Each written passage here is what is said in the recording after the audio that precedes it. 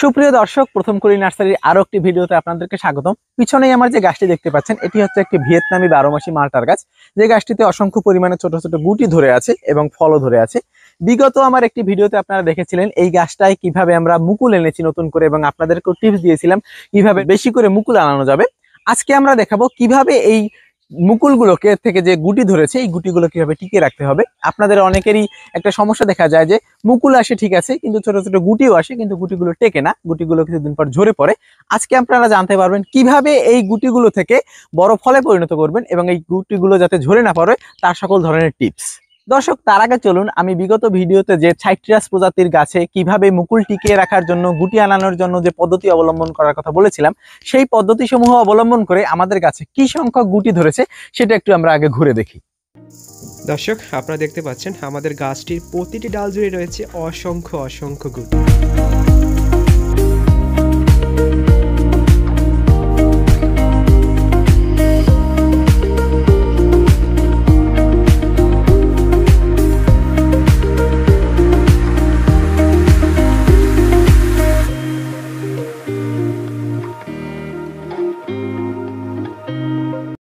দর্শক, আশা করি বিগত ভিডিও দেখে আপনারা যারা আমাদের পদ্ধতিসমূহ অবলম্বন করেছেন তাদেরও প্রচুর সংখ্যক গুটি ধরেছে, আমাদেরও ধরেছে। এখন আমরা আলোচনা করব কিভাবে এই গুটি সমূহ থেকে সর্বোচ্চ সংখ্যক ফলে পরিণত করা যাবে।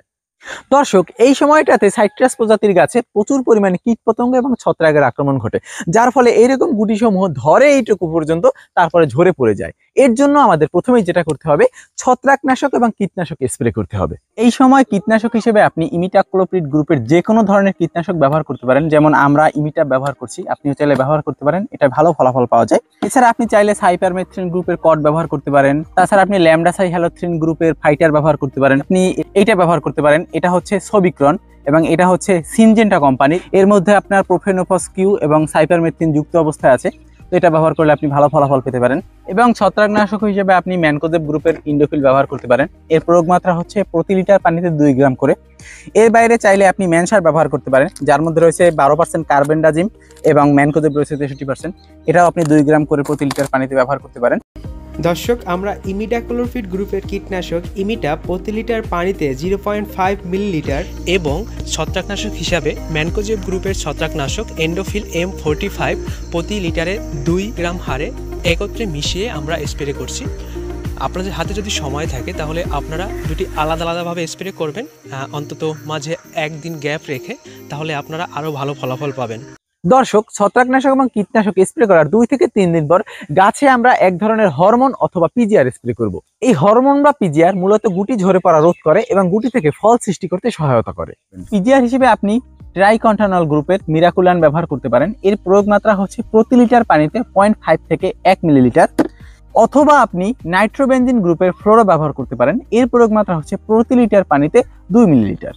দর্শক, আমরা পিজিআর হিসাবে মিরাকুলান নিয়েছি, যা প্রতি লিটারে 1 ml হারে মিশিয়ে গাছে স্প্রে করছি। এই সময় গাছের দুটি অনুখাদ্যের প্রয়োজন, সেগুলো হচ্ছে বোরন এবং জিঙ্ক। এগুলো মূলত গাছের এই ফলগুলোকে টিকিয়ে রাখতে সহায়তা করে এবং এটি আপনি স্প্রে করবেন পিজিআর প্রয়োগ করার 1 থেকে 2 দিন পরেই। দর্শক, এই সময় অনুখাদ্য হিসেবে আপনি বোরন স্প্রে করবেন। এর প্রয়োগ মাত্রা হচ্ছে প্রতি লিটার পানিতে 1 থেকে 1.5 গ্রাম এবং পাশাপাশি আপনি জিঙ্ক ব্যবহার করতে পারেন। জিঙ্কের প্রয়োগ মাত্রা হচ্ছে প্রতি লিটার পানিতে 0.5 গ্রাম। দর্শক, আমরা প্রতি লিটার পানিতে 1.5 গ্রাম হারে বোরন এবং প্রতি লিটার পানিতে 0.5 গ্রাম হারে জিঙ্ক একত্রে মিশিয়ে গাছে স্প্রে করলাম। দর্শক, এই সময় একটি ভুল করা যাবে না, গাছে কোনো প্রকারের নাইট্রোজেন জনিত ভারী খাদ্য প্রয়োগ করা যাবে না। নাইট্রোজেন জনিত ভারী খাদ্যের মধ্যে কি কি রয়েছে? জৈব সার, ইউরিয়া, ডিএপি। এইগুলো প্রয়োগ করলে কি করবে? এই ধরনের সার গাছে নাইট্রোজেন প্রোভাইড করে এবং নাইট্রোজেন কি করে? গাছে মুকুল ঝরিয়ে দিয়ে গ্রোথ নিয়ে আসবে এবং গাছ কি করবে? তার সকল ধরনের গুটিগুলো ঝরে ফেলিয়ে নতুন পাতার সৃষ্টি করবে।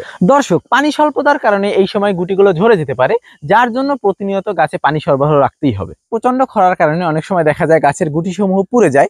এই সমস্যার সমাধানের জন্য আপনার গাছকে সকালে অথবা বিকালে একবার পানি দিয়ে একদম গোসল করিয়ে দিতে হবে। দর্শক, ভালো ফলাফলের জন্য আপনি এ সময় গাছে কিছু পরিমাণ খাদ্য প্রয়োগ করতে পারেন। খাদ্য হিসেবে আপনি পটাশ এবং টিএসপি সার প্রয়োগ করতে পারেন।